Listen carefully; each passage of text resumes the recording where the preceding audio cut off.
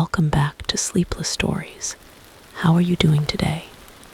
Or should I say, tonight? Before we dive into today's creepy horror story, take a second and drop a comment down below. What time are you listening to this? Midnight crew, early risers, insomniacs, I see you all. Now grab a blanket, turn the lights down low, get comfy, and enjoy the story. Let's begin. The apartment above doesn't exist. Rain was the only constant. It hadn't stopped in over 4 days, and Elias wasn't sure if it ever would. The city skyline outside his fogged-up window had softened into watercolor blurs, gray towers melting into an even grayer sky. The kind of rain that didn't crash or thunder, but whispered. A constant hush, like someone breathing just behind your ear. His new apartment, 502B, was nothing special. Small, boxy, rented cheap because the last tenant left in a hurry. A ceiling fan that whined when it spun. A radiator that gurgled like it was drowning. And thin walls that let in the world, especially from upstairs. Every night, starting around 2:13 a.m. sharp, the noise began. Not footsteps, not exactly. It sounded like someone dragging furniture, slow, heavy scraping across the floor, then a loud thud, like something being dropped. Sometimes it repeated for hours. Sometimes it stopped as soon as Elias got up to check. He'd asked the landlord. "There's no apartment above you," the man had said flatly. "You're on the top floor. Attic's locked. Maintenance only." Elias had blinked at him. "But I hear things every night." The landlord chuckled, a little too fast. Old building. Pipes knock, wood swells, ghosts of bad renovations. You'll get used to it. But he hadn't. Now, lying in bed, with the rain dancing against his window, Elias stared at the ceiling. It was starting again. Scrape, long and deliberate, like something being dragged slowly across wood. Thud, louder this time, closer. He held his breath. Scrape. He sat up. The room was dark, only lit by the bluish glow of the street lamp outside. His eyes flicked toward the ceiling, then the clock. 2:13 a.m. Exactly. The sound wasn't coming from the hallway. Not the roof. Not the building next door. It was directly above him. There was nothing directly above him. He got out of bed and stepped into the living room, barefoot on the cold parquet floor. The ceiling light flickered. Just once. He grabbed a broom handle and tapped the ceiling 1, 2, 3 times. Silence. Then, tap, tap, tap. Right back at him, matching the rhythm perfectly. Elias froze, breath held. His mouth went dry. His heart thumped hard against his ribs like it was trying to warn him. Don't move. And then something else. A new sound. Laughter. High-pitched, thin, distant, yet inside the walls. It echoed through the vents, like the building itself was exhaling it. Elias took a slow step back toward the bedroom. But the lights flickered again, then cut out completely. He was swallowed in shadow. Somewhere above, something moved, and for the first time since moving in, Elias realized this wasn't a bad dream or faulty plumbing. It was an invitation, and he had already accepted it the night he moved in. Chapter 1. Something overhead. The day began with silence. No dragging noises. No thuds. Just the soft, persistent murmur of rain bleeding through the city, dripping from gutters, and pooling in the corners of the cracked pavement outside. Elias sat at the edge of his bed, staring at his phone. 2:13 a.m. The hour he had come to dread. The hour it usually began. But tonight, nothing. That should have been comforting. It was. There's a peculiar fear in expecting terror and getting silence. Like the world is taking a breath before the scream. He hadn't slept in 3 nights. His eyes were bloodshot. His skin had taken on a waxy, hollow tone.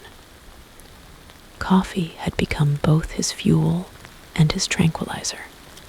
The bitter taste a reminder he was still awake, still here, still stuck in this top-floor box with a ceiling that lied to him. He got up, turned on the light in the kitchen. The bulb buzzed overhead, casting a pale orange glow over the chipped countertops and bare cabinets. He poured water into the kettle and stood silently, waiting. Then, out of nowhere, thud. It wasn't loud. It wasn't violent. It was worse. It was deliberate. Like someone had dropped something just hard enough to say, "I'm still here." Elias' spine stiffened. He didn't move, didn't breathe, just stared at the ceiling. Nothing followed. He waited 5 minutes, 10. Nothing.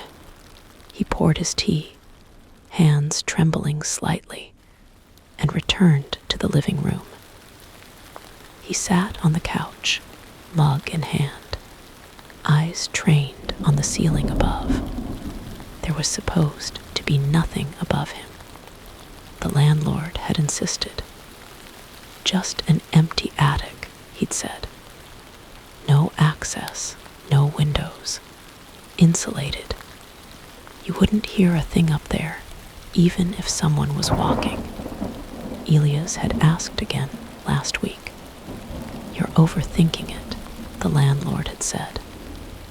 Maybe take a few nights away from the city. Fresh air. But Elias had Googled the building's blueprints.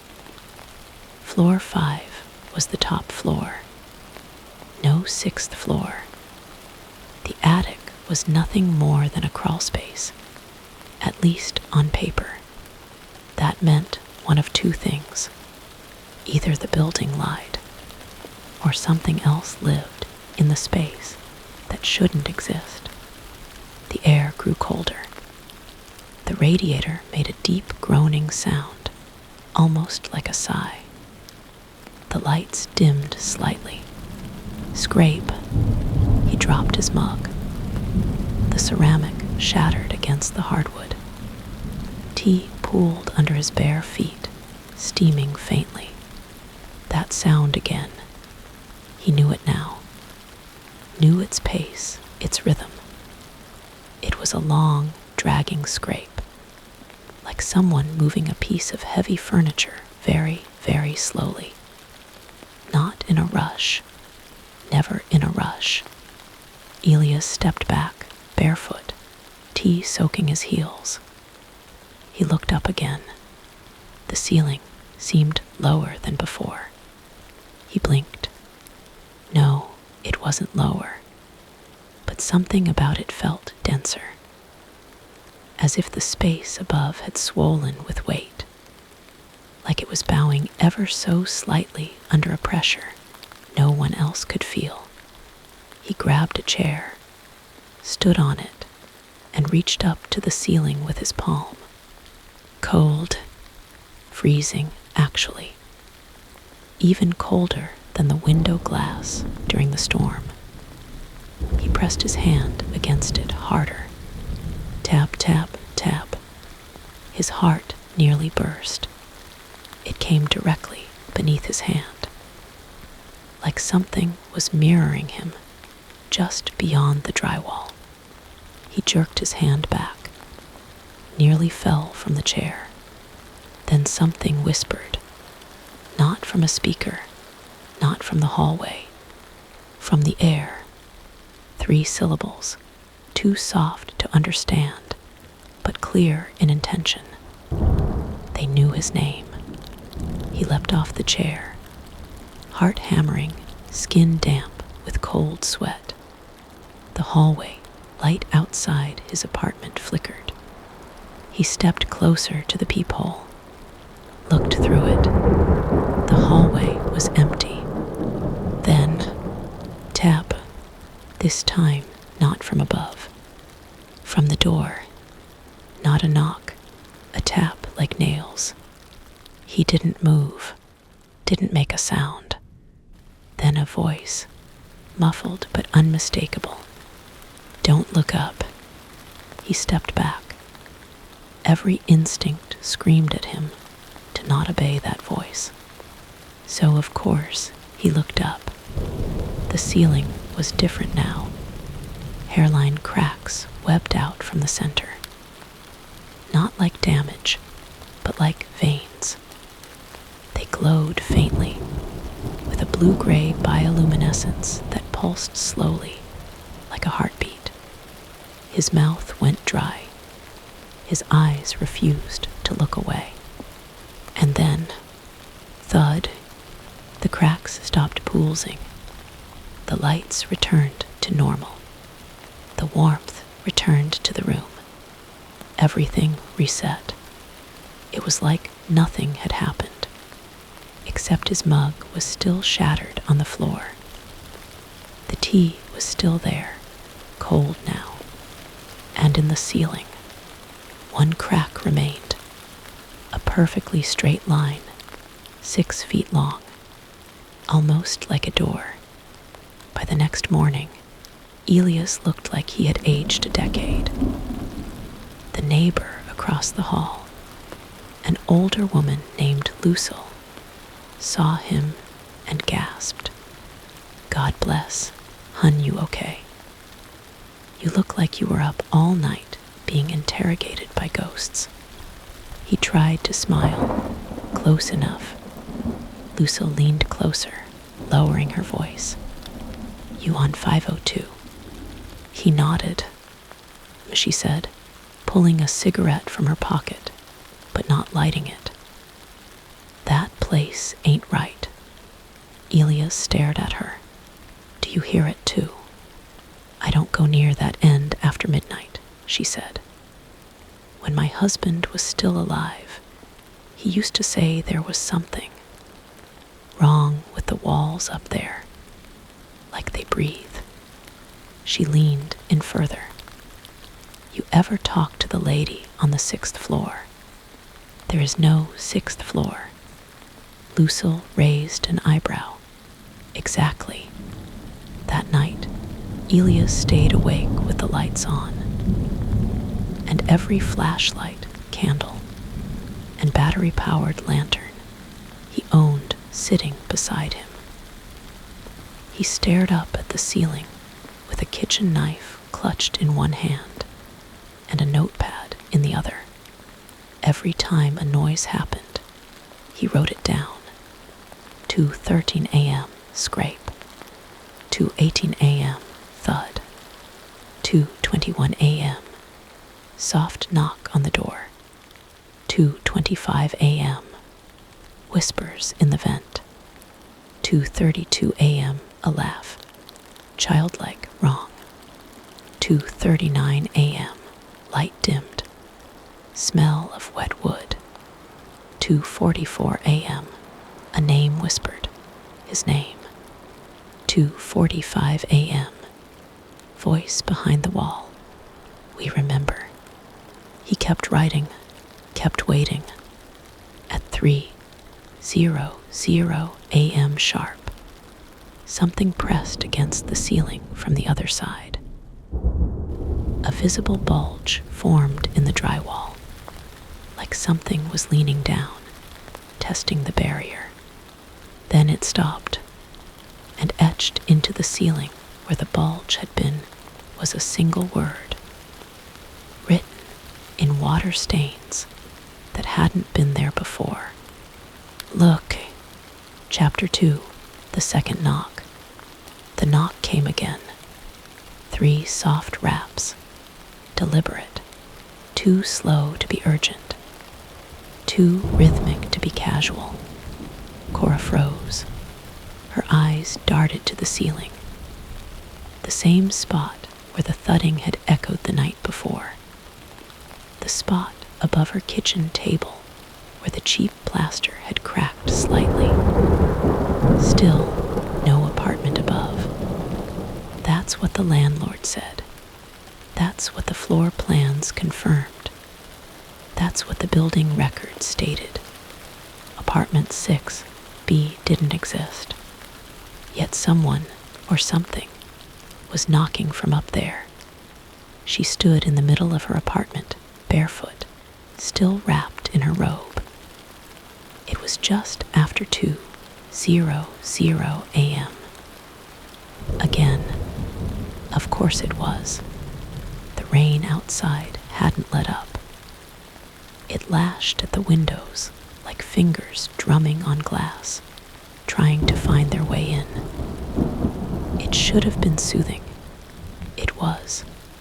She crept toward the table, hesitant, but unable to resist. She half expected the ceiling to cave in and reveal a hidden room, or worse, someone watching. But nothing happened, just silence. No more knocking, no more sound. Her breath was the only thing she could hear, heavy and quick. She backed away slowly, like prey leaving a predator's den, trying not to trigger anything. But her foot tapped something on the floor. She looked down.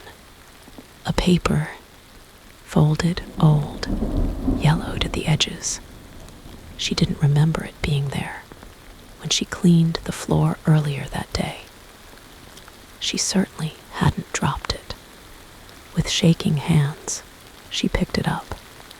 It read, "Don't answer the second knock." That was it. No signature. No explanation. Just a single line in what looked like typewriter ink. She swallowed hard. This wasn't a prank. No one had access to her place. Not unless they picked the lock. Or were already inside. She spent the next hour checking the entire apartment. Under the bed. Behind the shower curtain. Inside every closet. Even the kitchen cabinets. Nothing. But she never once looked up. By morning, she was sleep-deprived and jittery, the taste of panic still sitting on her tongue like metal. She called her friend Mara. Mara, skeptical but concerned, agreed to stop by. "I swear I'm not losing it," Cora said, pouring herself a second cup of coffee as Mara walked around the living room. "You said there's no 6B, Mara asked, glancing up at the ceiling. "But that doesn't make sense. Someone's got to be up there." Cora showed her the building blueprint she printed. Mara traced the layout with her finger. "That apartment should be empty space," Cora said. "Just an attic, supposedly. No stairs, no entry, nothing." Mara turned slowly. So, how'd they get that note in here? Cora didn't answer. That night, Cora stayed awake. She sat with her back against the wall. All the lights off, the paper still clutched in her hands. She waited. At 2:00 a.m., the knocking came again. Knock, knock, knock. Slower this time. Heavier. She stared at the ceiling, holding her breath. A hairline crack ran along the plaster now, curling like a vein toward the edge of the room. She didn't speak, didn't move, just stared. A minute passed. 2, 3. Then came the second knock. Knock. Only one this time. Sharp, loud, final. She remembered the note. Don't answer the second knock. But what if not answering was the real danger? What if that knock meant someone needed help? She stepped forward, like a sleepwalker, and reached for the ceiling with her fingertips. It was cold. The moment her hand made contact, something thudded back. Not a knock, a grab. Something pounded against the ceiling from the other side, fist after fist after fist. It wasn't trying to knock anymore. It was trying to get in. Cora screamed and fell back. The ceiling buckled. Dust rained down. Then, just as suddenly, it stopped. Silence again. She called the landlord first thing the next day. When he showed up, he looked annoyed, unimpressed. A man who'd had too many tenants complain about creaky pipes or weird smells. There's no one above you, he repeated, arms crossed. Never has been. This floor is the top floor. Above you. That's just support beams and attic air. I heard knocking. He raised a brow. And you think someone's living in the walls. She showed him the note. He barely looked at it. You probably dropped it. Or it got stuck in a book and fell out. You're stressed. This happens. I didn't imagine it. He gave her a look, the polite, professional kind that people give when they don't believe you, but don't want to argue. Then, as he turned to leave, he added something that chilled her to her core. You're not the first one in this unit to say that. She blinked. What? People complain about noises from above. Then, after a while, they stop. Move out or go quiet. Cora stood frozen. Wait, how many complained before me? He paused at the door. 3. She did her research. The previous tenants. 6A had a history. Each occupant had lasted less than a year. One had moved out in the middle of the night, leaving furniture and clothes behind. Another had filed multiple noise complaints until they stopped replying to emails. The last one, dead, suicide. The article was short. A woman in her late 20s. No signs of struggle. No notes. Just gone. The body was found lying directly beneath the same crack in the ceiling Cora now slept under. She closed the tab. Her hands wouldn't stop shaking. That night, she turned on every light in the apartment. She sat on the bed, gripping the note, phone unlocked, thumb hovering over 911. She watched the clock tick toward 2:00 a.m. And then, right on time. Knock, knock, knock. She didn't move. Knock. Just one more. And this time, something new followed. A whisper. Not a word she could understand. Just a sound, soft and breathy, like someone mouthing secrets through the ceiling. Then the lights flickered. The TV turned on. Static. The image wavered. Shapes flickered in the static. Not faces exactly, just the suggestion of them. Like the shadows knew they were being watched and were watching back. The air grew colder. The rain intensified. Then the doorbell rang. Not the knocking. The doorbell. No one ever used her doorbell. Not even Mara. She stood, legs like jelly, and approached. The peephole was fogged. She wiped it and looked out. Nothing. No one. Except the doormat was missing. In its place, another note slid neatly under the door. She bent down. The same yellowed paper. This time it read, "You answered the second knock." Chapter 3, Hollow Walls. Nina hadn't slept since the second knock. Not really. She closed her eyes a few times, sure, but her body never really let go. Her muscles stayed tense, her mind a spinning carousel of thoughts, and her ears. They were traitors, trained to twitch at the slightest creak or whisper. It wasn't just the knocks anymore. Something had changed. There was movement inside the walls. She first noticed it when she returned from the cafe down the street, gripping her lukewarm oat milk latte like a talisman. The hallway felt different. Not just colder wrong. The kind of wrong that made her eyes water and her stomach clench, even if she couldn't explain why. As she inserted the key into her apartment door, the metal squealed louder than usual.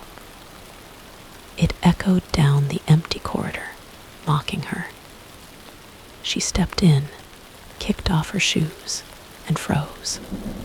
The air inside the apartment felt heavier. No, not just that. Fuller, as if someone had just exhaled in every room of her home. She turned on all the lights, even the ones in the bathroom and closet. Every corner illuminated, shadows banished, but still the walls. Something shifted in them, barely audible, like something crawling through insulation. She walked to the living room wall, the one that divided her apartment from the empty one above, and pressed her ear against it. Nothing. She waited. A long moment passed, then thud, thud. Not a knock. A muffled drop, like something soft being tossed onto the floorboards above. Only the ceiling wasn't wooden. Her landlord had told her when she moved in. Concrete between units. Can't hear a thing from the other flats. He said it like a point of pride. So then, what the hell was she hearing? She tried calling him, straight to voicemail. Later that night, Nina sat curled on her couch, cocooned in a blanket, every light on, laptop open in her lap. She wasn't watching anything, just refreshing her email and typing random questions into search engines.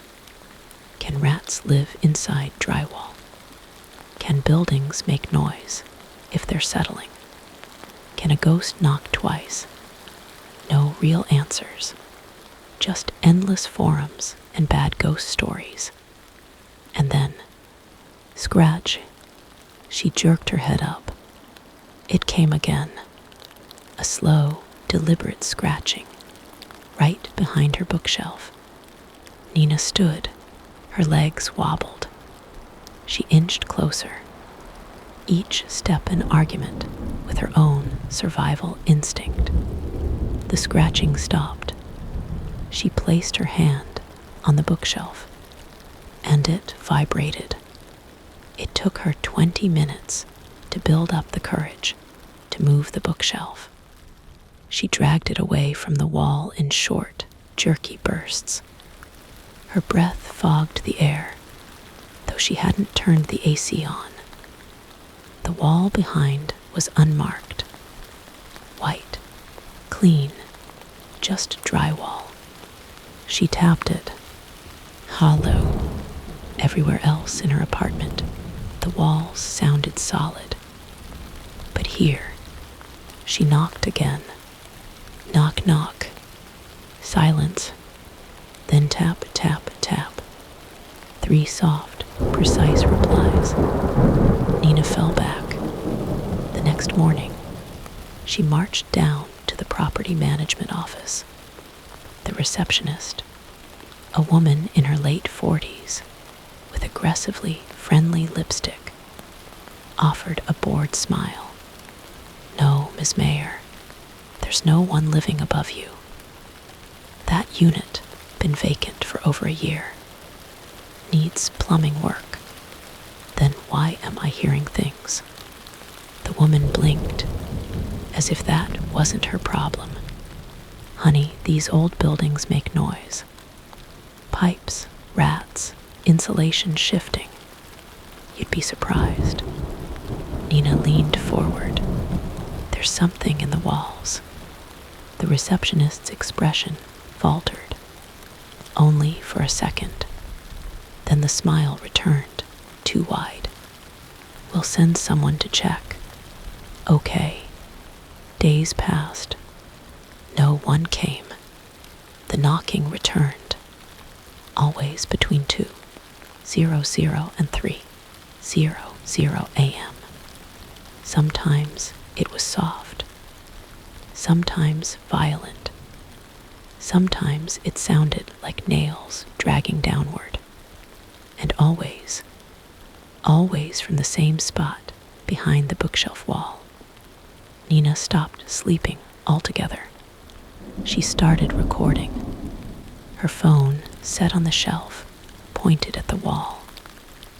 She'd let it roll each night, hopping for proof. Evidence. Something to show the building manager, the police, the internet. But every morning, the footage showed nothing. Or so she thought. It wasn't until the 3rd night she noticed the flicker. 2 hours into the video, the light in the room dimmed subtly, and a shape passed across the wall. Not from the window, not from a lamp. Just a shadow that didn't belong to anything. She slowed the video down. Frame by frame, the figure moved, slender, hunched, crawling up from the floor like it was made of smoke and regret. It reached out a hand, thin, skeletal, and tapped on the wall from inside, then vanished. No noise, just visual, just wrong. Nina vomited in the sink. She thought about deleting the footage, or uploading it, or screaming. But instead, she picked up her phone and texted a number she hadn't touched in over a year. 2:16 a.m. "You still believe in ghosts?" The reply came 2 minutes later. 2:18 a.m. "Always why?" The next evening, Curran stood in her apartment, arms crossed, dark eyes scanning the space like he was profiling a crime scene. They hadn't spoken since their breakup, but Curran's obsession with the paranormal hadn't dulled.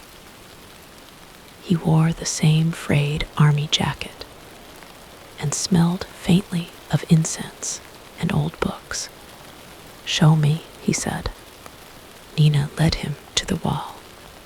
She didn't say a word, just pressed her ear against the plaster. After a long moment, she stepped aside. Curran mimicked her, pressed his ear to the drywall. Nothing until knock, knock. Curran stiffened, then smiled. He insisted they wait until midnight. Apparently 3:00 a.m. was the thin time, a witching hour where the veil between worlds turned to mist. Nina thought that sounded stupid, but what else did she have? They sat in the dark, flashlights off, phones set to record. The apartment felt colder than usual, the shadows deeper. The rain started again outside, tapping against the window pane like impatient fingers. Then, knock, knock, from inside the wall. Then a voice, not loud, not human. It came from within the drywall, whispering, low and gurgling, like someone drowning in ink. Curran reached into his bag and pulled out a small tin container of salt. "What are you doing?" "Ward, just in case." Then, screaming, the wall screamed. It wasn't a sound, it was feeling, like the room itself howled. Paint peeled, the bookshelf trembled, and from within the drywall, something pounded desperately, frantically, like it wanted out. Or in. Nina screamed. So did Curran. And just like that, it stopped. Silence. The rain still tapping the glass. The wall still. When they reviewed the footage, it was mostly darkness. Until 3:01 a.m. Then movement. A face, pale, featureless, pressed against the inside of the wall, smiling and mouthing something. Frame by frame, they deciphered the words. "I'm not above you." Chapter 4. The echo inside the walls. The walls had started whispering again. Not the soft murmurs Nina had grown accustomed to know. These whispers had cadence now. Structure. Like someone was reciting a poem just behind the drywall. It came mostly at night, just as the city quieted and the rain took over. Drip by drip, word by word. Nina had stopped using her name out loud. Every time she said it, it felt wrong, heavy, like it didn't belong to her anymore. Sometimes she found herself answering to other names Cora in a dream, Elia's when she answered the door. Neither name triggered recognition, and yet both fit too well. She was coming undone. She knew this. The journals didn't help anymore. She had filled pages with dates and times, strange occurrences, things that vanished or moved or multiplied. But more recently, she began seeing her handwriting in places she hadn't written, entries she didn't remember making, whole pages in unfamiliar script, using phrases like, "I saw myself today." She didn't blink.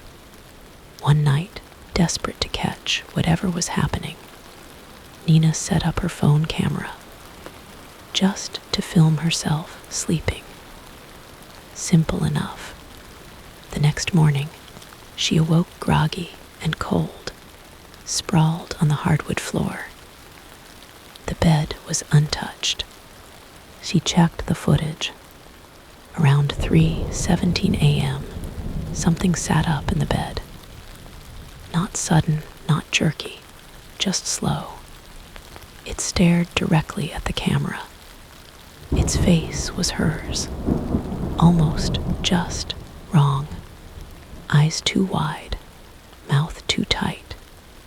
It whispered something, and although the mic didn't catch it, Nina could read the lips. Don't trust her. Then it pointed at the door to the apartment above. But there was no apartment above. There had never been. Right. She rushed upstairs, 3 steps at a time, pounding the railing. Her hand trembled as she reached for the ceiling panel in the hallway. The one the landlord insisted led only to insulation and pipes. It was unlocked. Inside was not insulation. It was a staircase, wooden, dusty, leading up into the dark. And on the first step sat a photo of Nina holding the camera, smiling at someone just out of frame. A scribbled note on the back read, "I told you not to come back." She dropped the photo. Her legs carried her backward before her brain caught up. The whispers behind the walls turned into laughter, and the rain had stopped. Chapter 5, The Knock That Was. Elias didn't sleep the night Cora told him what she saw. The storm hadn't let up. Rain fell in soft but constant sheets, pattering against the window like gentle fingers trying to get in. He sat in the kitchen, the overhead light flickering every few minutes, as though it, too, were unsure if it wanted to remain in this world or slip away with the shadows. He stared at his phone, screen dimmed, not a single new message. Cora had gone quiet again, just like after the apartment incident. He didn't blame her. What could anyone say when the impossible was clawing at the edge of their life? At 2:47 a.m., Elias heard it again. Tap, tap, tap. Not on his window, not on his door, from above. He stood slowly. 3 knocks, precise, measured, intentional. There was no apartment above his. That was the whole point. The building's schematics. He'd pulled them from a city archive out of paranoia weeks ago, confirmed it. Unit 5B was the top floor. The roof above was sealed, accessible only from the maintenance hatch in the stairwell. And yet, tap, tap, tap, it came again, softer this time. As if whatever was up there now knew it had his attention. He walked to the ceiling directly beneath the sound. The hallway outside his bedroom. He stood there for a full minute, staring up, heart thumping in his ears. Then he did something stupid. He knocked back, once, twice, 3 times. A pause, then the return. Tap, tap, a scratch. The scratching wasn't loud, but it was distinct. It sounded like fingernails on concrete. Then, for just a second, a deep thud, like a body shifting its weight, directly above him. Elias whispered to no one, "What the hell are you?" No answer came. Just the low groan of wood expanding under pressure. A single drip of water fell from the ceiling. Elias stared at the tiny dark spot forming above. That was new. Rain shouldn't get through the ceiling. By morning, the dripping had stopped. He didn't sleep. Instead, he sat in the hallway like a man keeping vigil over a grave, watching the ceiling, daring it to do something else. But daylight diluted the tension. The tapping never came during the day. Later that afternoon, he visited Cora. She was pale, hands trembling as she made tea she never drank. "I've seen it again," she said, voice a rasp. "I think it's watching me now. Not just from the apartment above. From inside mirrors, from puddles, from windows at night." Elias didn't want to ask, but he did anyway. "What does it look like?" She hesitated. "I never see its face." He blinked. "Then how do you know it's watching you?" Her hands shook harder. "Because it waves." That night, Elias took matters into his own hands. He climbed to the building's roof with a flashlight and a crowbar. Rain still fell. The wind bit at his skin. The maintenance hatch was rusted shut, but not sealed. Inside, the space was hollow, dark, and cold. A thin walkway stretched around the edge, but the center of the roof had a door. Not metaphorical, an actual door. Old, wooden, painted red, chipped down to bare wood in places. No frame, no hinges, just a door lying flat on the rooftop, flush with the surface, like it had always been part of the building. It shouldn't be there. He approached it. A number was carved into the wood. 6A dot. There was no 6th floor, no A units, just that door. Elias placed his hand on the doorknob. Ice cold. Something knocked from the other side. His breath caught. He turned to run, but paused. The door knocked again, then whispered, "Elias." It was Cora's voice, back downstairs, dripping wet and shaking. Elias tried to call her. No answer. He called again. Voicemail. Then a knock at his door. He froze. Every instinct screamed not to open it. But it was late, and Cora might be in trouble. He opened it. She stood there, Cora shivering, pale, eyes wide. "I came to warn you," she whispered. "I think I made it angry. I went back into that room." "What room?" "The apartment, the one above." "There is no—" "Yes, there is." Her voice cracked. "You saw the door, you heard it." He said nothing. She looked over her shoulder, like someone might follow her in. "They call it the in-between," she said.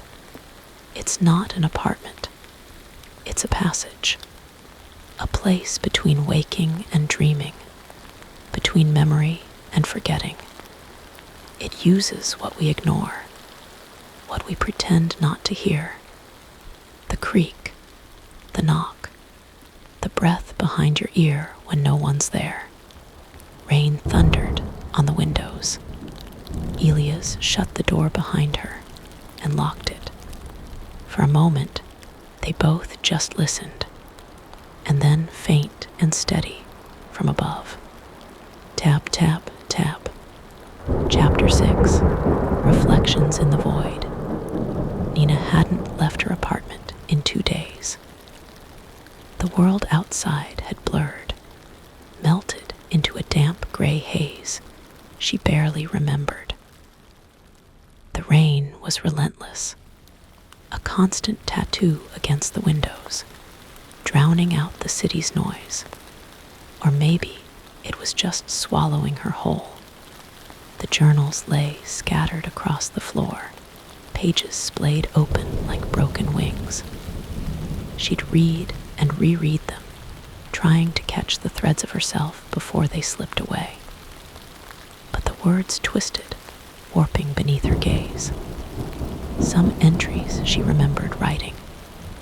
Others, names, dates, phrases felt foreign, as if another hand had wielded the pen. She flipped to one page. I am not who I was. I see her through the walls. She watches. Nina stared at the phrase. She didn't recognize the handwriting, but the dread behind it was unmistakable. A slow, guttural tapping broke her concentration. Tap, tap. She looked toward the wall behind the bookshelf.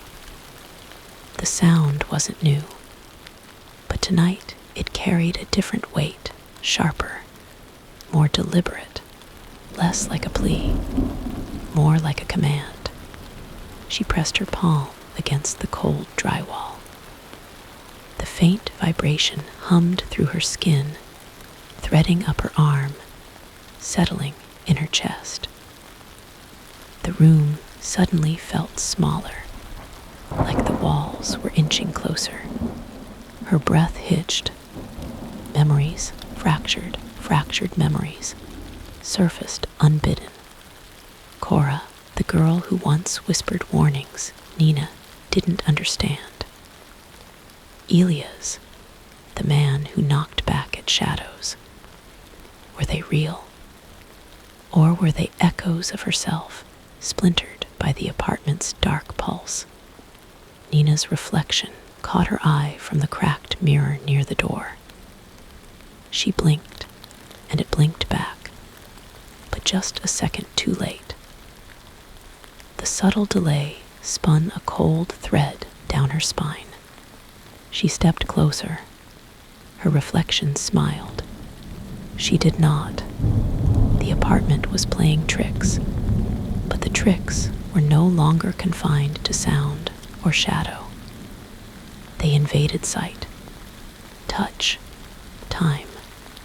Her phone buzzed, a message from Curran. You okay?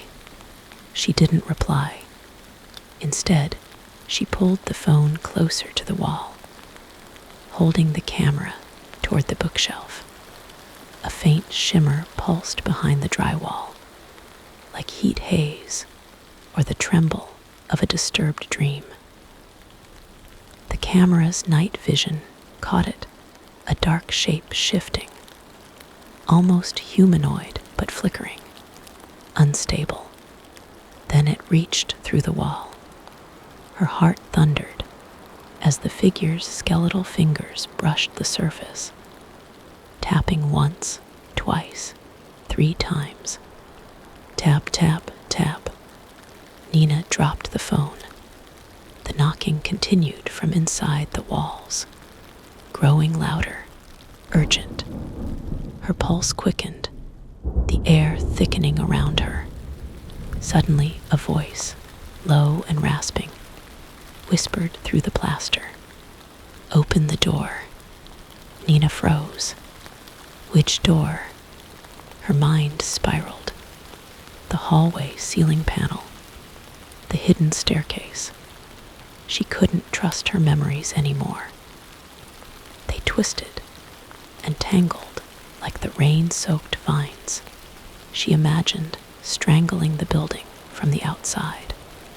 She wrapped her arms around herself. The apartment wasn't just haunted, it was alive. And it was hungry. From somewhere deep inside, a chill seeped upward, invading her bones. Nina felt the walls pulse again. This time, the knocking shifted location, from behind the bookshelf to the bedroom wall. She rushed over, heart hammering, and pressed her ear flat. The knocking stopped. Then laughter, not human laughter, a chorus of faint, layered chuckles that rose and fell like waves. She staggered back, her vision blurred. The room stretched and warped, as if she stood inside a twisted funhouse mirror. Her name echoed from the shadows, but it was Nina's voice. It was older, cracked, and distant. Cora Elias, Nina. A single tear traced a line down her cheek. She wiped it away, only to see the wall ripple where it had touched. Her own reflection flickered again, splitting into 2, then 3 faces staring back, each one wearing a different expression. Fear, anger, sorrow. The apartment whispered secrets she wasn't ready to hear. "We are all you," it hissed. Fractured, forgotten, waiting. Nina sank to the floor, breath ragged, hands trembling. The journals fluttered, closed on their own. Outside, the rain stopped. Inside, the silence thickened, and the walls waited. For what, she didn't know, but she was no longer sure she wanted to find out. Chapter 7. The door that wasn't there. The silence was suffocating. Nina woke before dawn, eyes snapping open to a room drenched in shadows. No rain hammered the window panes. No tapping echoed through the ceiling. No whispers curled behind the walls. Just an emptiness that pressed down, thick and unnatural, like the entire apartment was holding its breath. She lay still, tracing the cracks in the ceiling with wide eyes, trying to remember if she'd finally slept. The hours slipped through her mind, fragmented and broken like her memories. Cora's voice lingered in the corners of her mind, fragile and distant. Elia's warnings felt like ghostly echoes, both strangers, yet intimately part of her, tangled in the same web of this place. Her name felt like a lie now.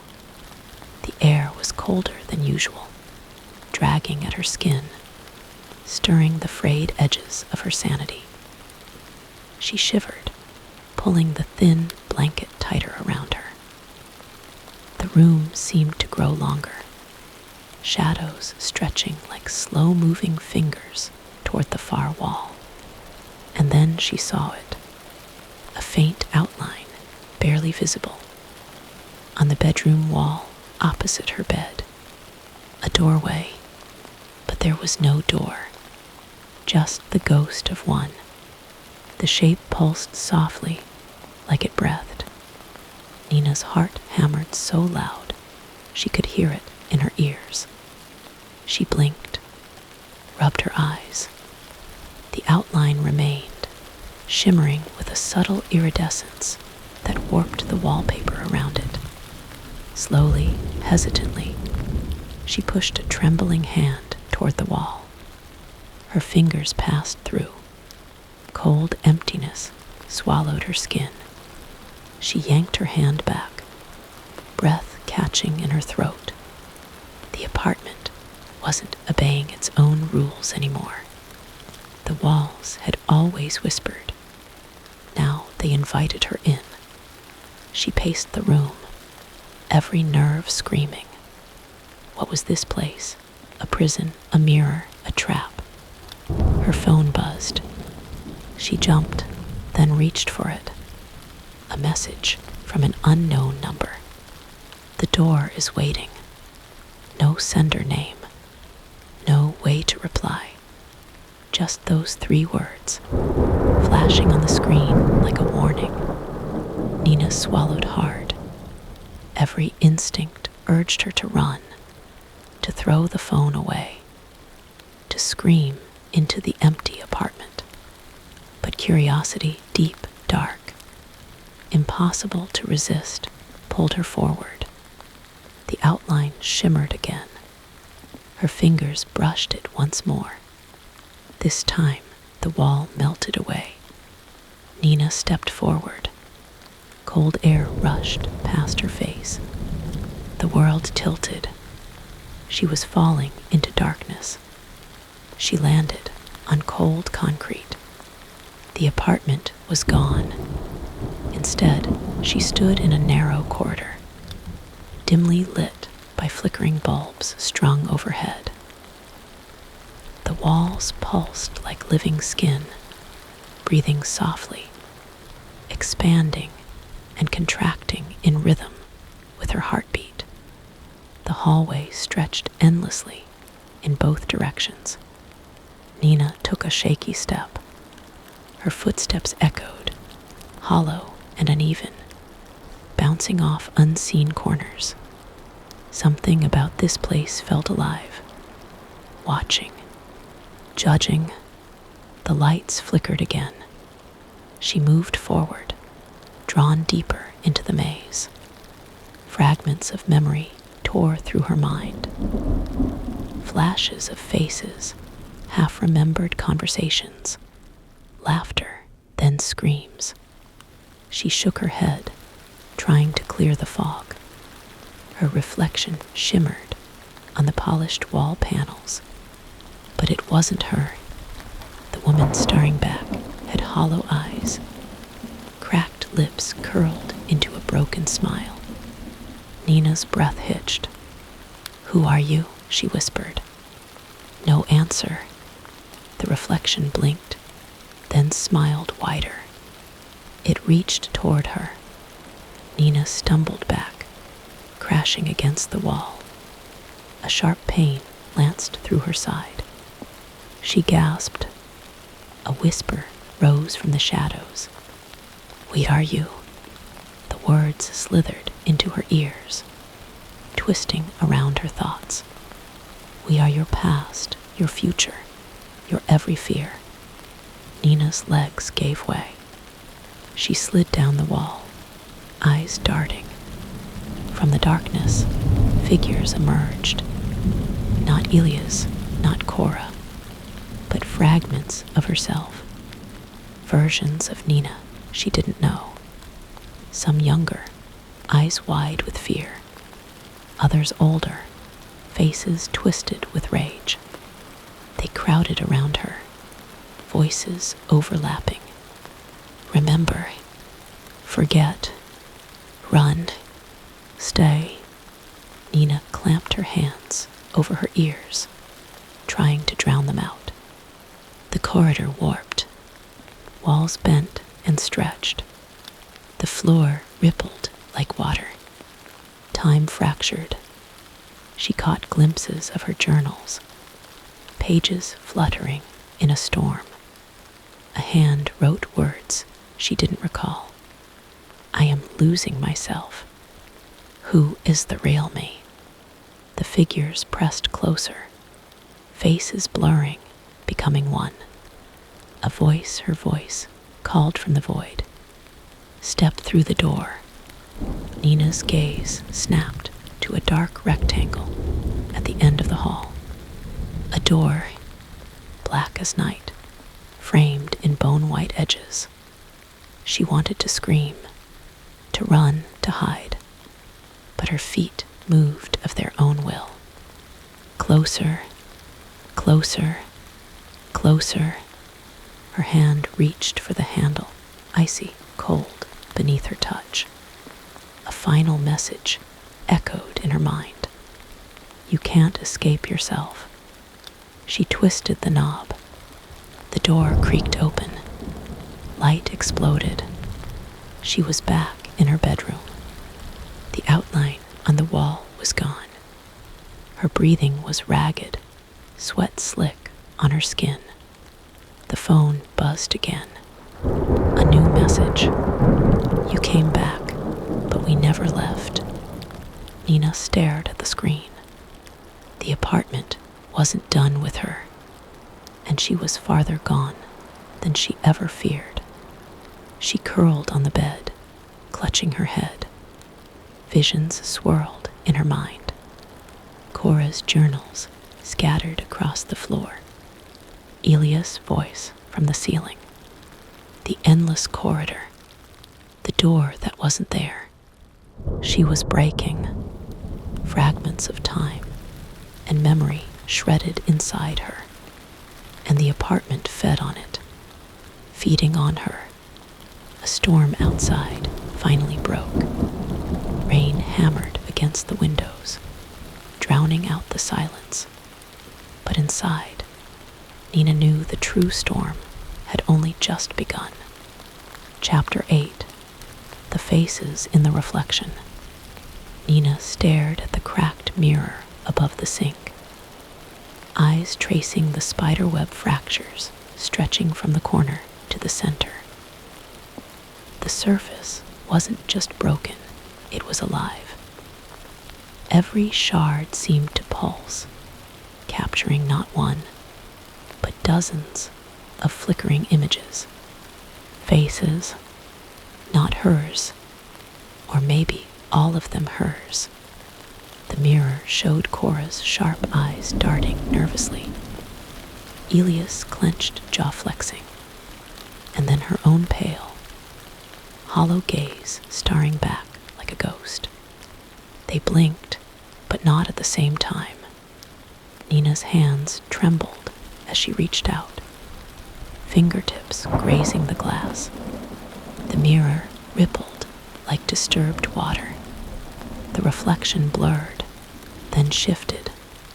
Suddenly, she wasn't alone. Another figure appeared behind her.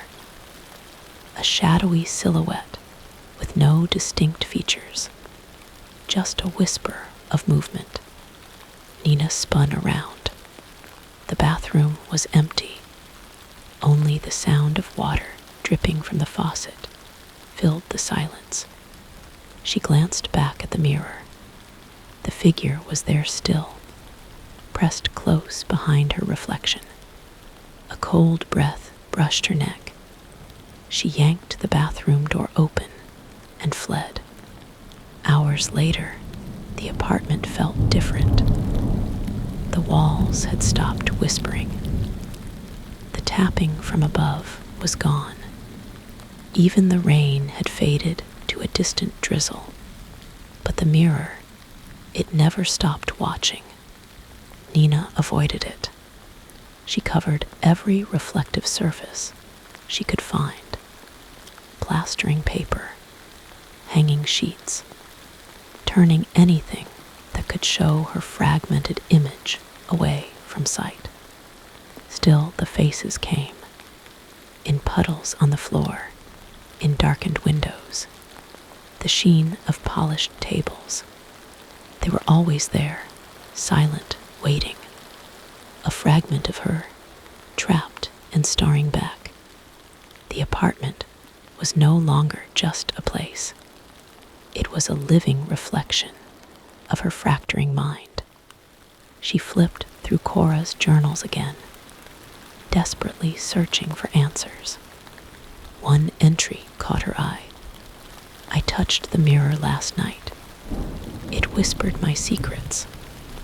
I saw Elia's in the glass, but his eyes were empty, like a warning. I don't know who I am anymore. Nina's breath hitched. She wasn't alone. She wasn't even herself.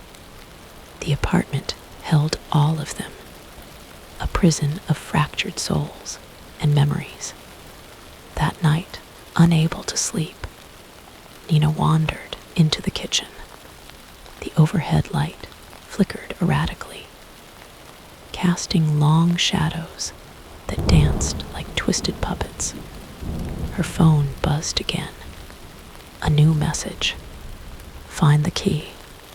No explanation. No sender. Just those 2 words. She didn't understand. Find the key to what? Before she could think further, a soft knock came at the door. 3 taps. Precise. Measured. The door to the hallway. Nina froze. Her breath caught. The knocks came again. She hesitated, then opened it. The hallway was empty, but the ceiling panel, the one that led to the apartment above, was slightly ajar. Nina's heart pounded. She stepped into the hallway, glancing back at her apartment. The door closed softly behind her. The stairwell beyond the panel was darker than she remembered. A stale, musty smell filled the air. The narrow wooden stairs creaked beneath her feet as she ascended. At the top, a heavy metal door loomed. No handle, no keyhole, just an ominous silence. She reached out, pressing her palm against the cold surface. The door shimmered, revealing a faint outline of a keyhole that hadn't been there before. Her fingers trembled as she searched her pockets. A key, cold metal, smooth, unfamiliar. She didn't remember where she found it, but it fit. The door unlocked with a click that echoed like a gunshot. She pushed it open. Beyond was a room bathed in deep crimson light. The walls pulsed with an organic rhythm, like the beating heart of the apartment itself. Inside, a large mirror stretched from floor to ceiling, but it was unlike any mirror she'd seen before. It wasn't glass. It was a window, a portal. Nina stepped closer, eyes wide with terror and wonder. The mirror rippled again. A voice came from the other side. Soft, seductive, familiar. "Come in." Her reflection smiled, but with a coldness that chilled her bones. Nina reached out. Her hand met resistance. The mirror's surface rippled under her touch. Suddenly, the other side reached back, fingers curling around hers. A cold grip, pulling. She tried to pull away, but the grip tightened. Nina screamed. Darkness swallowed her. She tumbled through the mirror, like falling through water. The air around her was thick and suffocating. When she landed, she was somewhere else entirely. The room was empty, but alive. Whispers filled the air, growing louder and louder. Voices overlapping. Some hers, some Cora, some Elia's, all blending into one deafening roar. She stumbled through the space, desperate to find an exit, but the walls shifted with every step. Corridors twisted into impossible angles. Floors became ceilings. Time warped and splintered. Everywhere she looked, faces appeared and disappeared. A dozen versions of herself, fractured and broken. They spoke in riddles. Remember who you were. Forget who you are. The key is inside. Nina's mind fractured further.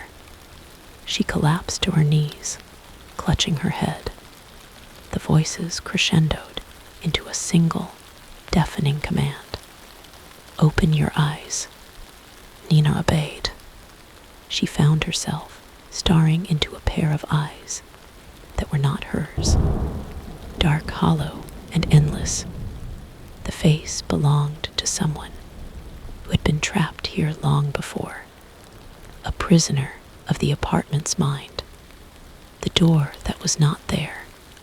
Suddenly, she was back in her bedroom. The mirror was cracked and silent. The crimson light had faded, but a new message blinked on her phone. You hold the key, Nina, but the the lock is inside. Nina dropped to the floor. Her body shook. The apartment wasn't just a place. It was a labyrinth, a reflection of her fractured self, and she was the only one who could escape. The rain started again, soft and relentless. The whispers returned, gentler this time, inviting. The faces in the mirror smiled. Waiting, Nina closed her eyes, and for the first time, she whispered her own name. Chapter 9, The Silent Corridor. The apartment was quiet, eerily quiet. Not the silence of peace, but the silence of a trap closing in. Nina sat on the edge of the bed, clutching the old key she'd found beneath the ceiling panel. The metal was cold and heavy in her palm, as if it held all the weight of the building's secrets. She traced the grooves absent-mindedly, trying to remember when she had actually found it. But the memory slipped away like smoke, just out of reach. Her phone was dead. No messages, no warnings, nothing. She was alone, or so she thought. The walls pulsed again, but this time the whispers were absent, only a low hum, like a machine breathing under the floorboards. Nina stood, stepping carefully toward the hallway. The light was dim, flickering weakly from a bulb overhead. The hallway stretched longer than she remembered, bending in impossible ways. It wasn't just a corridor anymore. It was a winding tunnel, twisting like a serpent through the building. Each step echoed unnaturally, as if swallowed by the darkness. She paused, heart pounding. Ahead, the faint outline of a door. No number, no handle, just a dark void. The key in her hand burned like ice. Nina stepped forward. The door loomed larger as she approached. Her breath caught. It whispered something she couldn't quite hear. Her fingers tightened around the key. She slid it into an invisible lock. The door gave way with a slow, groaning creak. Inside was a long corridor, endless, walls lined with dozens of small, cracked mirrors. Each reflected a different version of herself. Nina, but not Nina. Cora's nervous eyes, Elias' clenched jaw, and faces she didn't recognize. Shadowy figures with hollow smiles. They all stared, unblinking, waiting. Her footsteps echoed against the cracked tiles. A faint chill crawled up her spine. Suddenly, a voice. Soft, familiar, but distant. Nina. She spun around, searching for the source. Nothing, only the cracked mirrors. Her reflection was gone. Instead, the mirrors showed scenes, memories, or illusions. One mirror showed her writing in the journal, her own handwriting, but the words twisted and dark. Another showed Elias knocking on the ceiling. Another, Cora walking the narrow stairs to the hidden door. She reached out, touching a mirror. The surface rippled. Images flooded her mind. The apartment's past tenants, broken and lost, each trapped in their own nightmare. A sudden crack shattered the glass. Nina stumbled back, heart racing. The mirror before her fractured, revealing a narrow passage behind it. Without hesitation, she squeezed through. The passage opened into a dimly lit room, walls covered in peeling wallpaper, stained with water and age. In the center, a small table. On it, a collection of objects. A tarnished pocket watch, its hands frozen at 3:17 a.m. A faded photograph of a woman pale, eyes wide with fear. A journal, its pages yellowed and brittle.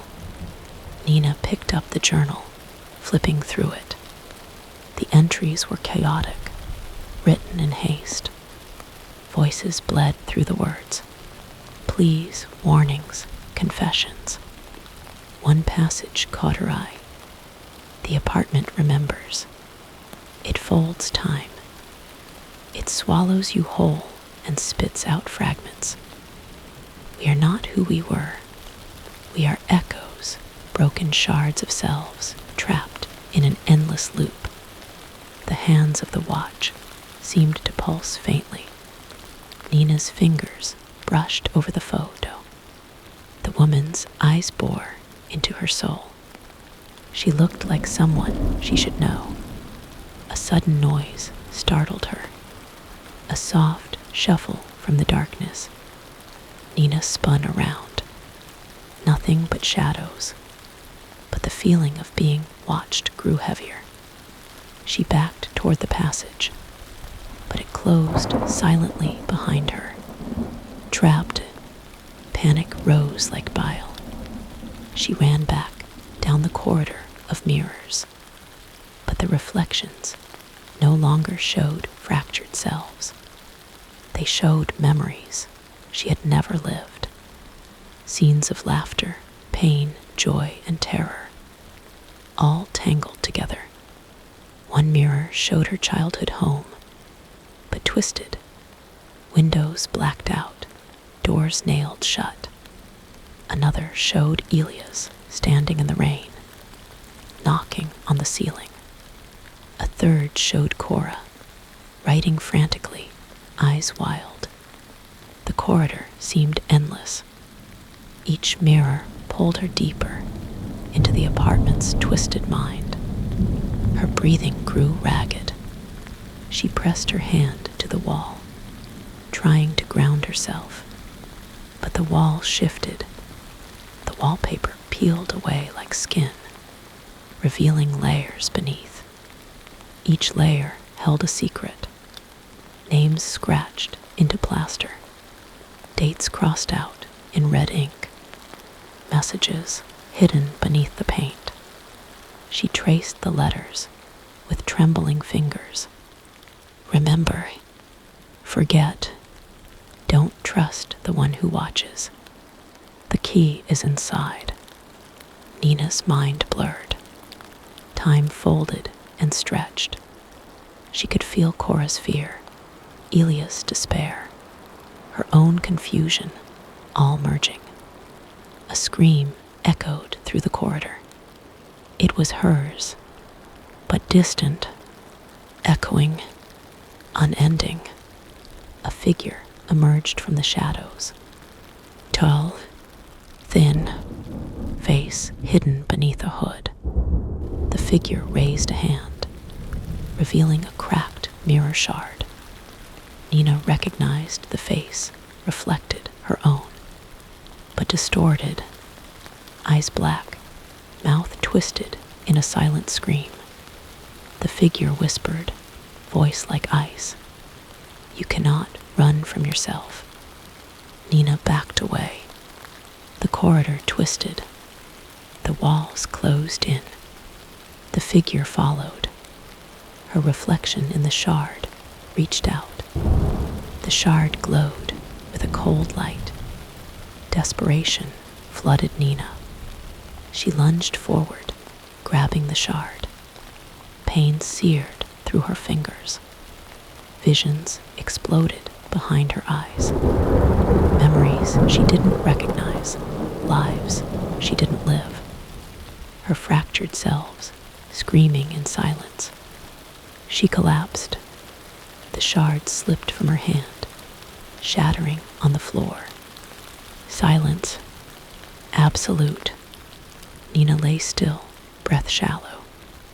The corridor was gone. She was back in her bedroom. The old key still clutched in her hand. The cracked mirror was silent. Her phone buzzed. A message. The door is open, but the path is yours. Nina didn't know what to believe anymore. The apartment had her, all her fractured selves, and the labyrinth was only beginning. She stared at the cracked mirror one last time and whispered, "Show me the way." Chapter 10. The door that was never there. Nina stood in her apartment, the key heavy in her hand. The message on her phone burned bright in her mind. The door is open, but the path is yours. What did that even mean? A door that wasn't there, a path that didn't exist. Yet somehow she could feel it calling to her, tugging at the edges of her fractured consciousness. Her breath hitched as the walls around her seemed to pulse, alive with secrets. The apartment was no longer a place, but a living entity. A shifting puzzle designed to trap her in layers of forgotten time and fractured selves. Each whisper in the dark, each knock on the ceiling, was a fragment of something bigger, something she was only beginning to understand. The old key was cold in her palm, an anchor to the unknown. She moved toward the hallway, heart pounding. The light flickered overhead, threatening to go out, and the faint hum of the building vibrated under her feet. She could almost hear the voices again, faint echoes of Cora and Elia's, but now twisted and distant, as if swallowed by the walls themselves.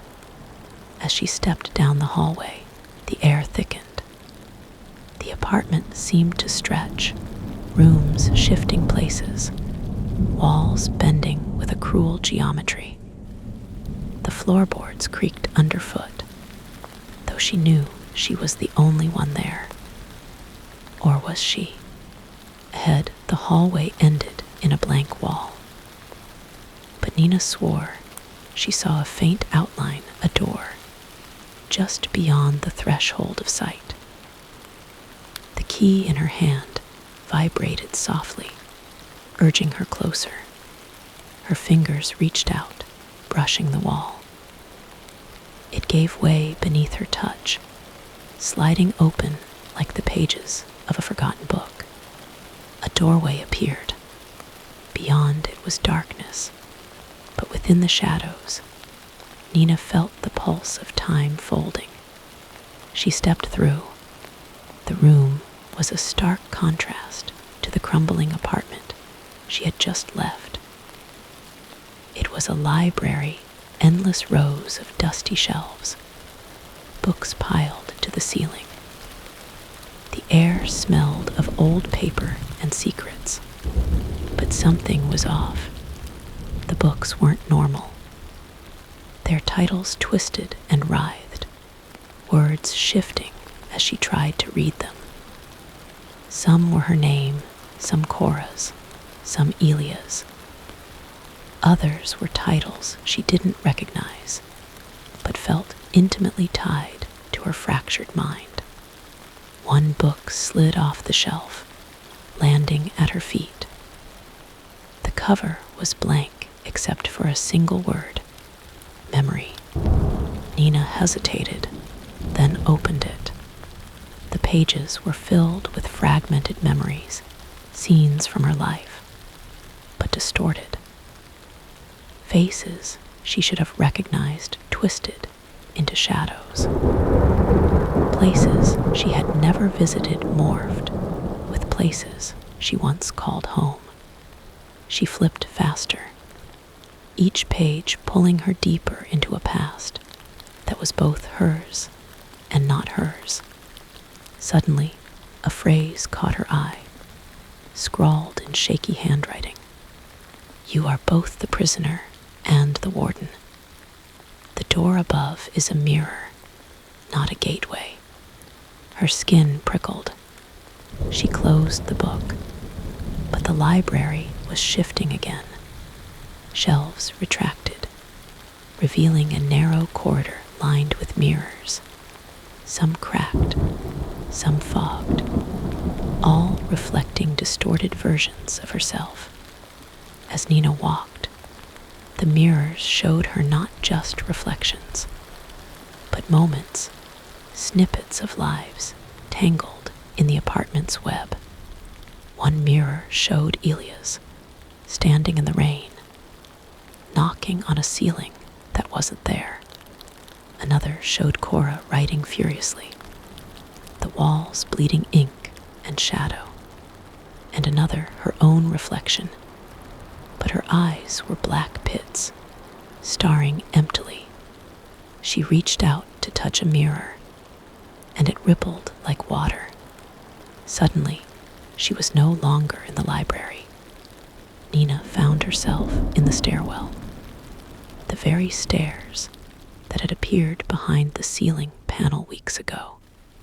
They spiraled endlessly upwards, but the air was thick with cold and silence. No footsteps echoed, no voices whispered, only the sound of her breath, heavy and ragged. At the top of the stairs was a door, identical to the red door Elias had found on the roof. It was numbered 6A. Nina's hand shook as she reached for the knob. The door creaked open. Inside was a small room. A single window, cracked and dirty, revealed a city that blurred and shifted like a dreamscape. The room was empty, except for a mirror hanging on the far wall. Nina approached it. The mirror was old, its surface cracked and fogged, but her reflection stared back. Or was it?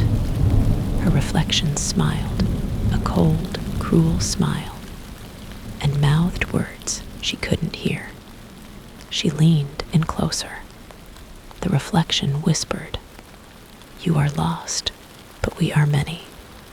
Suddenly, the door slammed shut behind her. The room grew colder. The walls began to close in. Nina spun around, trying the handle. Locked. Her breath came in shallow gasps. She was trapped. A flicker of movement caught her eye. The cracked mirror surface shifted again. This time, the reflection changed. It was no longer just Nina. It was all of her. Cora's eyes flashed. Elia's jaw clenched. And faces she didn't know appeared. Shadows of selves fractured by the apartment's influence. The mirror seemed to pulse with life. Nina's voice was barely a whisper. "Who are you?" The reflection smiled wider, the cracks spreading like spider webs.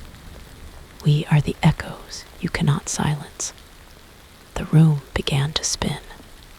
Time fractured. Past, present, and future collided. Nina's mind shattered under the pressure. She saw herself, fractured into a dozen versions, each screaming silently. The walls pulsed with whispers, some comforting, some cruel. She clutched her head, fighting the tide. The mirror fractured again. A hand reached out from the glass. Nina froze. The hand beckoned. She knew what awaited beyond the glass. The void, the in-between, the place where memories, identities, and realities collapsed. She hesitated, then stepped forward. The glass shattered. Cold wind tore through her skin. Nina stumbled into darkness. She was falling, endlessly falling. Faces swirled around her, Cora, Elias herself, all twisted and broken. Whispers turned into screams. Time lost meaning. She floated in an abyss of fractured identities. Then a voice, soft beckoning.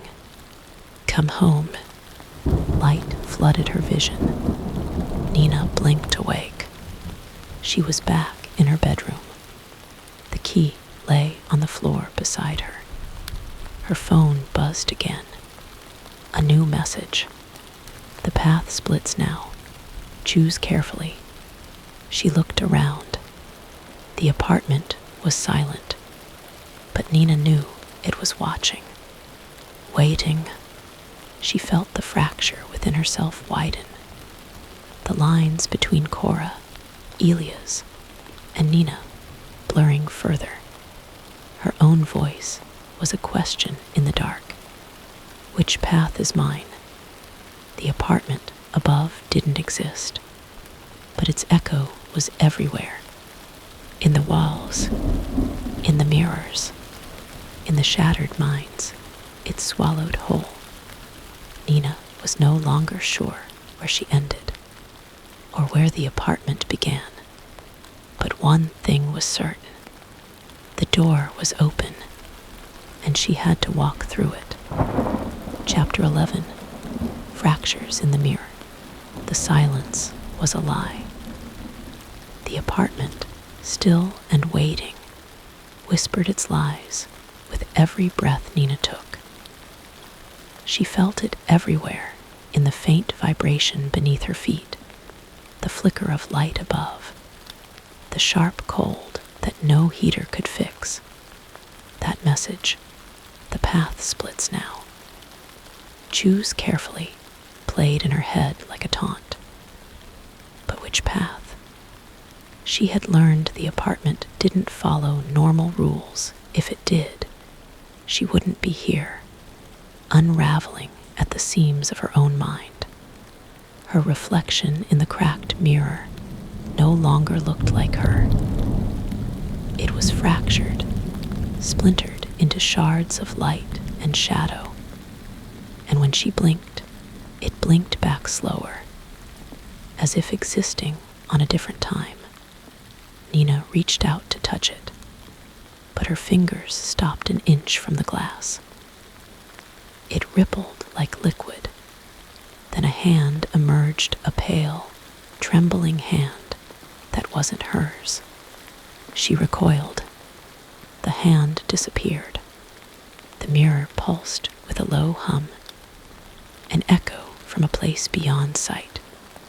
Her breath hitched as a voice crawled through the silence, not from the room, but from inside her. We are not separate. The voice was soft, layered with many tones, hers, Cora's, Elias. A choir of fractured selves trapped in this endless loop. Nina staggered back, clutching her head. The apartment was no longer just a place. It was a prism, bending her reality until she couldn't tell what was real. Memories flooded her, some hers, some not. Cora sitting at the desk, scribbling frantic notes in a journal that had no end. Elias standing by the window, staring into rain-soaked streets, whispering names Nina had never heard, but somehow knew. And then Nina herself, fragmented, slipping through walls, fatting from time.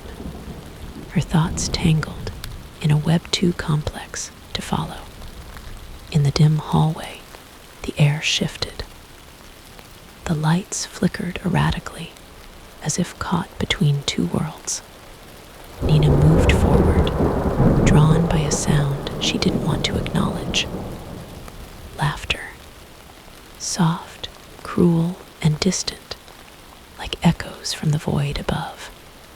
She followed it down the corridor, where the walls bent and stretched unnaturally. Doors appeared where there were none. Voices whispered behind locked panels. One door creaked open. Inside was an empty room, bare except for a cracked mirror leaning against the far wall. The mirror was a portal, a gateway into her splintered psyche. She stepped closer, heart pounding. The reflection warped. It was Nina looking back. It was Elias, his eyes dark and deep, pulling her into the abyss. His lips moved in a silent warning. Don't trust the silence. Nina recoiled as the reflection shattered, shards falling like broken memories at her feet. Outside, rain pattered against the window. The city was a blur of gray and water, indifferent to her torment. She returned to her apartment, the key still cold in her hand. The walls closed in. Her breath became shallow. The whispers grew louder, overlapping in a maddening cacophony. Voices merged into one. You belong to the in-between. Her vision blurred. She stumbled into the living room, where the journals lay scattered. Pages flipped wildly, words rewriting themselves. Her own handwriting danced across the paper, spelling out warnings she couldn't ignore. The fracture deepens. The door waits. Choose or be lost. Nina's hands trembled as she reached for a pen, but the words escaped her grasp. Her identity was slipping. She was losing herself in the labyrinth of memories, shadows, and half-truths. The apartment shifted again.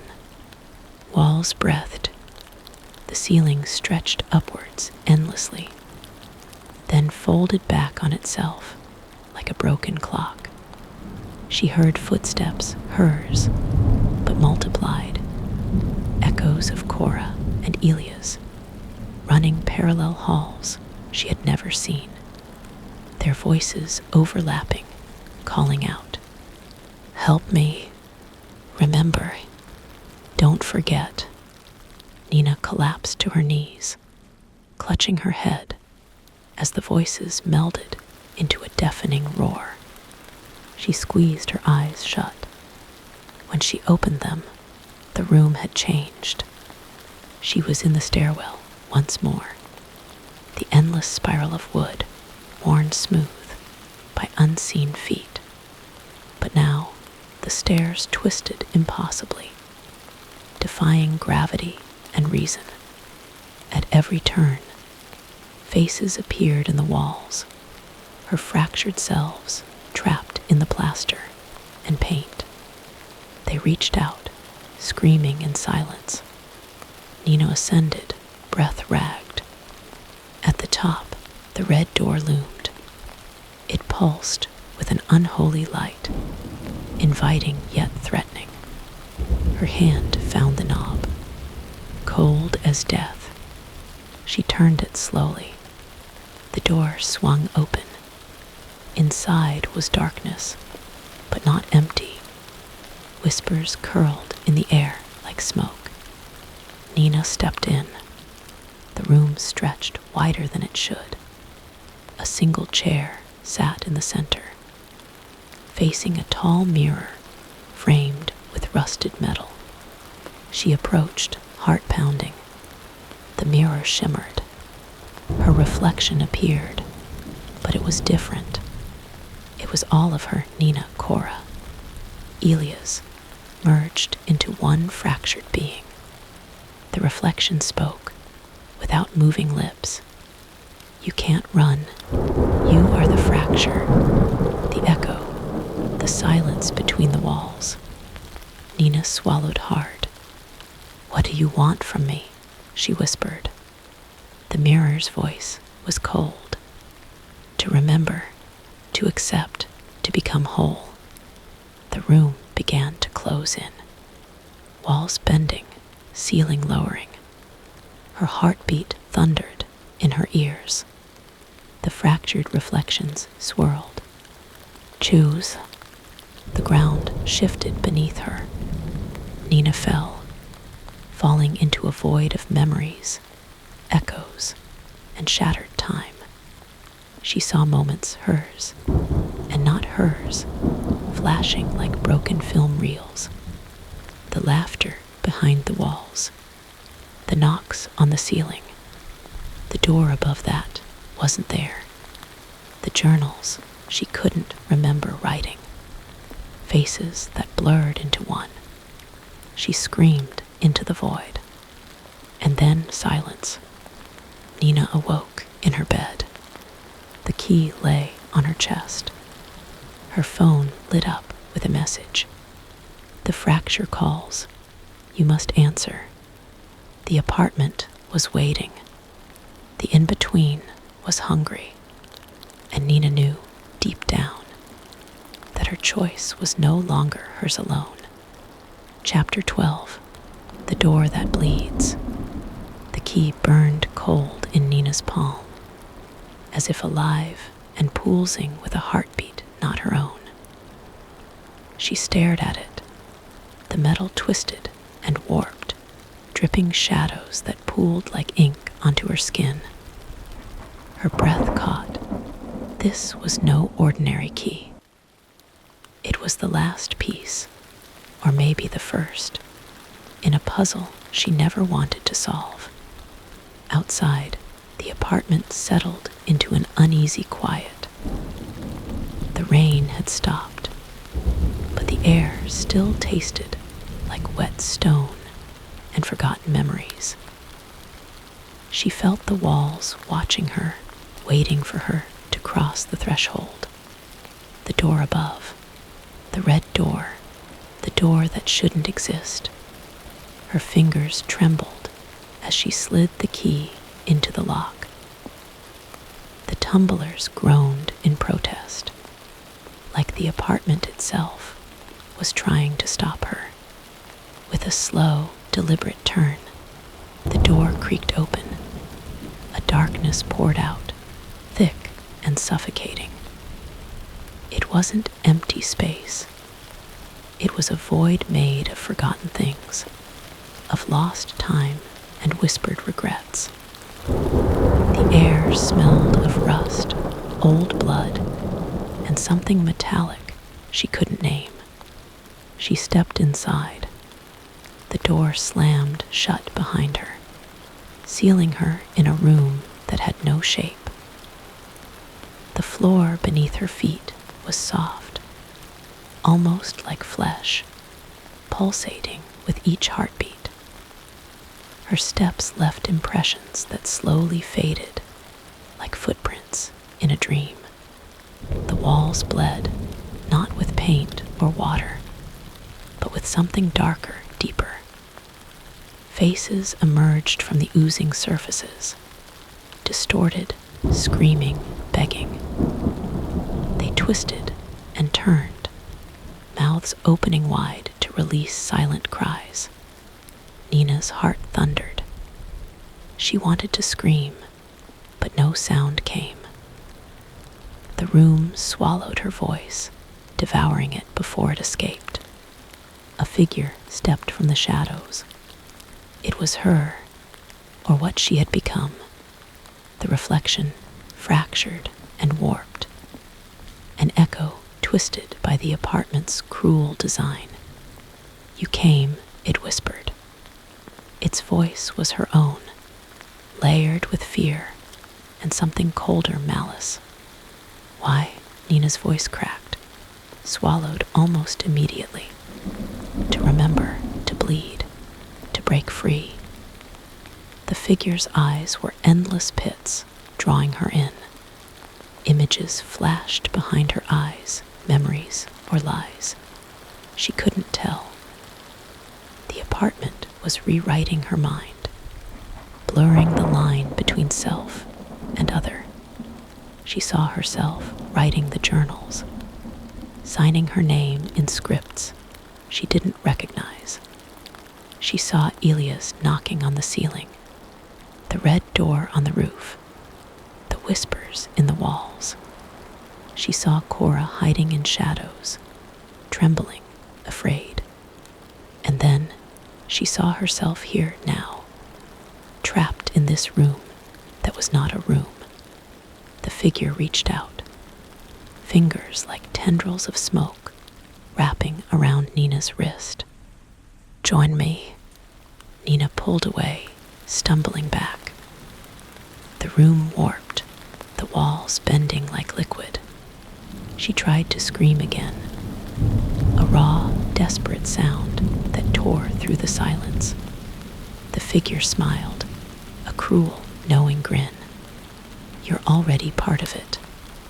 Nina's vision blurred, her body twisting as if pulled by invisible strings. Suddenly, the walls exploded into shards of glass and shadow. She fell through the darkness, tumbling through memories, voices, echoes. She landed hard on cold concrete. The red door was behind her, shut tight. The sky above was a bruised purple, swirling clouds that whispered secrets she couldn't understand. She looked down at her hands. They were cracked, as if made of porcelain. The city around her was familiar, but twisted. Streets stretched impossibly. Buildings folded in on themselves. She was somewhere between waking and dreaming, trapped in a fractured version of her world. A voice called her name, or was it Cora's? Elia's, the apartment. She turned. A figure emerged from the mist, face obscured by shadows. "Come." Nina hesitated, heart pounding. The figure stepped forward, revealing eyes like burning coals. "You must finish it," it said. "The fracture is growing. The in-between is bleeding into the real." Nina swallowed hard. "What happens if I do?" The figure's smile was sharp, jagged. "Then you cease to exist. Your pieces will scatter. The apartment will consume all." Nina's breath hitched. She felt the walls inside her cracking, splintering. She wanted to run, but where? The figure extended a hand. "Choose, accept your fracture, or be lost forever." Nina's mind screamed with fragmented memories, voices overlapping, pleading, warning. She reached into herself and pulled the broken pieces of Nina, Cora, Elias. She felt their pain, their fear, their desperation. They were not enemies. They were parts of her. She whispered, "I choose." The world trembled. The walls bled black. Light fractured into 1,000 colors. The figure's eyes softened. "Then you are ready." A door opened behind her. Not the red door. A new one, made of glass, clear and fragile. She stepped through. She woke in her apartment. The journals lay open on the floor, pages glowing faintly. Her name, Nina, written in perfect script across the top of a page. She touched it. It felt real. The whispers had softened. The apartment waited. But for the first time, Nina felt something new. Control, or maybe acceptance. She was fractured. She was broken, but she was also whole. The in-between wasn't just a prison. It was a passage, A doorway, and Nina was its keeper. Chapter 13. The apartment above doesn't exist. Final act. The silence was heavier than the thickest fog. Nina sat alone in her dimly lit apartment. The faint glow from the streetlights outside, casting fractured shadows across the peeling walls. Her breath came steady, but the pounding in her chest betrayed the calm she tried to project. She was waiting. For what? She wasn't sure. For the apartment to reveal itself one last time. For the fractured pieces inside her to come undone. For the nightmare to end or begin anew. The journal lay open before her, the pages fluttering as if caught in an invisible breeze. Each line, each scribbled note, a fragment of the story she had lived and lost. She touched the page where her name was written Nina. So simple, so impossible, because she was not just Nina anymore. She was Cora. She was Elia's. She was the apartment itself. She closed her eyes, trying to steady the storm in her mind. The apartment was calling her back. The walls began to hum. A low vibration that rose from the floorboards and seeped into her bones. The air shifted. The room stretched and warped, the corners pulling away like tendrils into another realm. The red door appeared not in the hallway, not on the roof, but right before her. It hovered in the air, suspended in darkness. A door that shouldn't exist. Nina rose, hand reaching out instinctively. Her fingertips brushed the surface. It was warm, alive. The door creaked open, revealing a corridor swallowed in shadow. She stepped inside. The world behind her dissolved. The corridor twisted endlessly, walls breathing with whispered voices. They spoke in a language she almost understood, a language of memory and loss, of identity splintered. She walked, the sound of her footsteps swallowed by the darkness.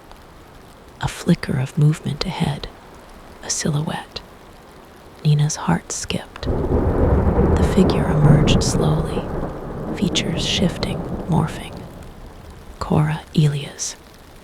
No, all of them, merged into one. The fractured self.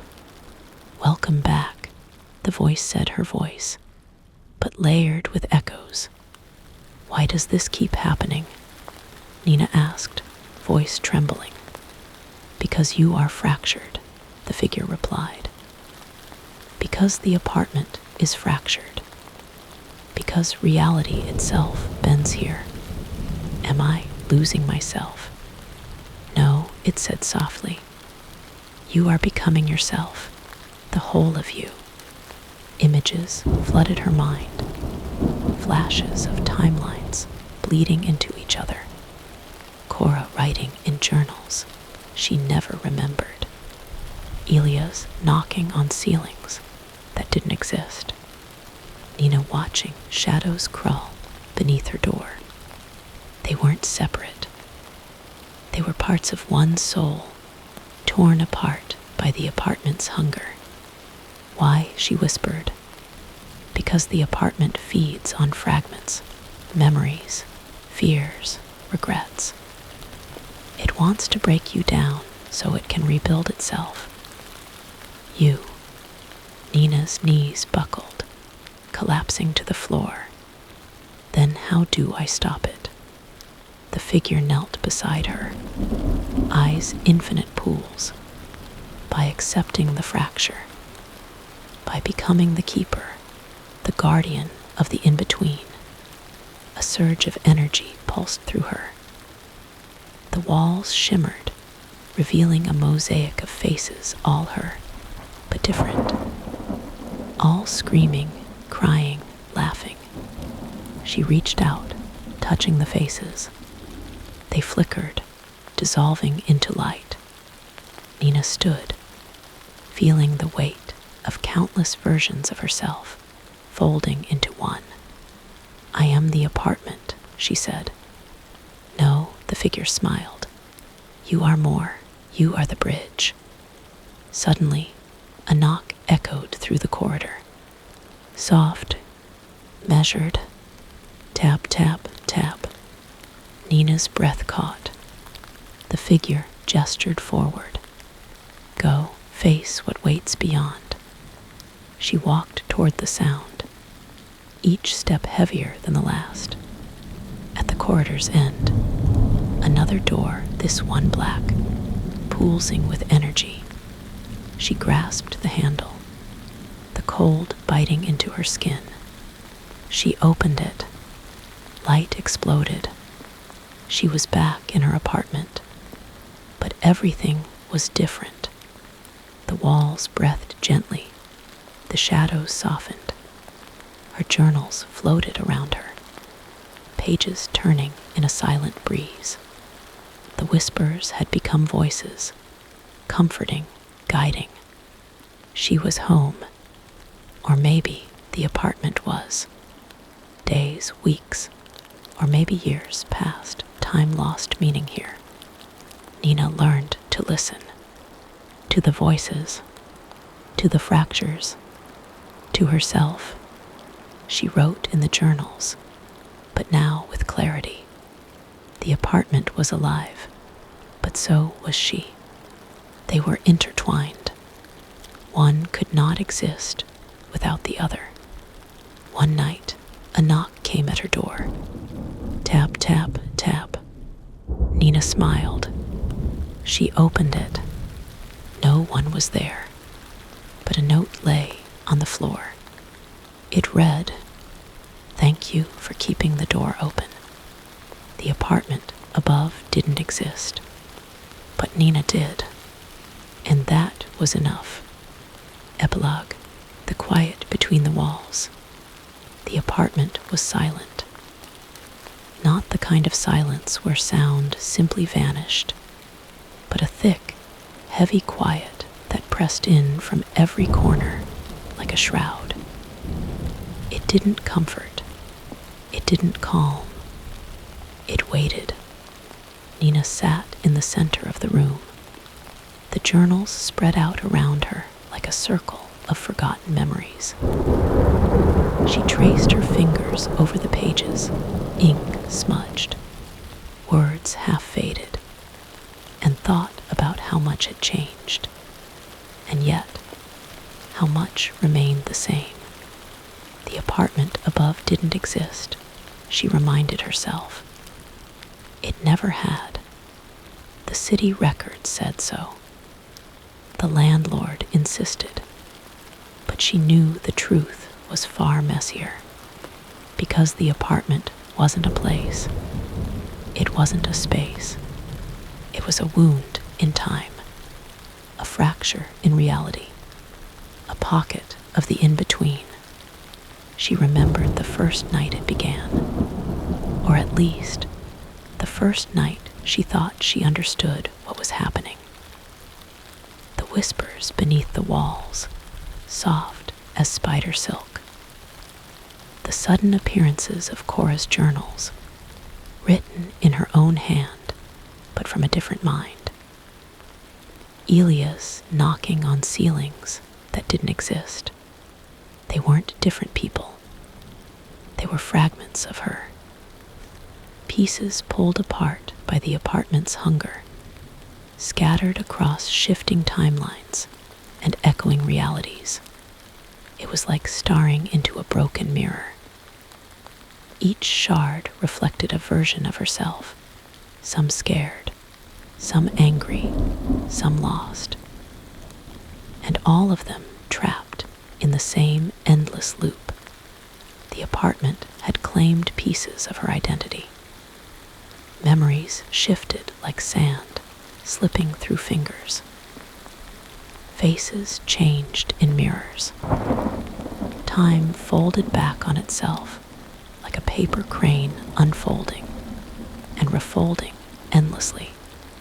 She had tried to fight it, tried to hold on to the real Nina. But the more she resisted, the more the fractures deepened. Until finally, she stopped trying to separate the pieces and let them collide. That was when everything began to make terrible sense. The in-between wasn't just a void. It was a living, breathing entity, an extension of Nina herself, shaped by her fears and regrets. It existed because she existed, and she existed because the apartment allowed it. It was symbiosis, twisted and dark. The apartment fed on her fragmented memories, her slipping grasp on reality, her fractured soul. In return, it gave her glimpses into other versions of herself, lives she could have lived, choices she could have made. But none of those lives were real. Not really. Or maybe they were. Nina never stopped wondering if the apartment was a gateway. A threshold between dimensions, between life and death, between sanity and madness. Had she died? Was she trapped in a liminal space between worlds? Or was this her mind cracking under the weight of isolation and trauma? The questions never stopped. Sometimes, when the rain tapped against the windows just right, she could still hear the echoes, the faint knocking above, the whispered warnings from lips that weren't hers. She knew that the apartment was patient. It could wait lifetimes, and so could she. In the months that followed her acceptance, Nina learned to navigate the in-between. She stopped fearing the voices and began listening. They told her stories of other tenants who'd vanished into the apartment's folds, echoes that had become part of its fabric. They spoke of time loops and memories folded like origami, endlessly repeating and reshaping. They hinted at a possibility that one day she might be able to mend the fracture or become the fracture itself.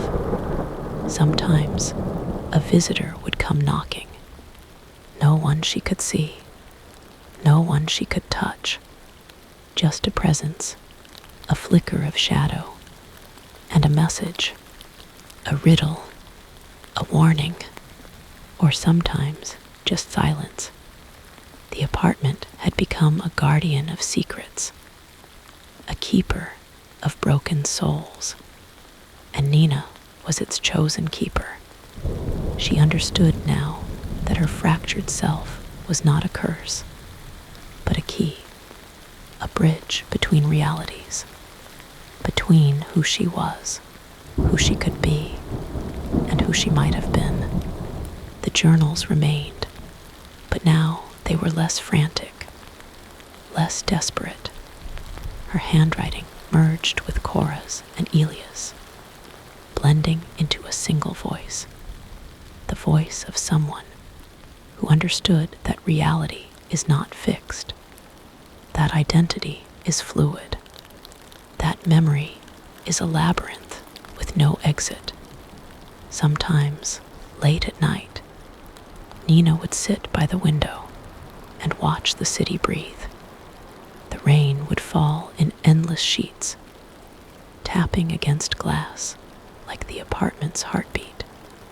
And she would smile, because even in this fractured existence, there was something beautiful, something haunting, something alive. The apartment above didn't exist, but the space between did. the space inside the walls, inside her mind, inside the folds of time and memory.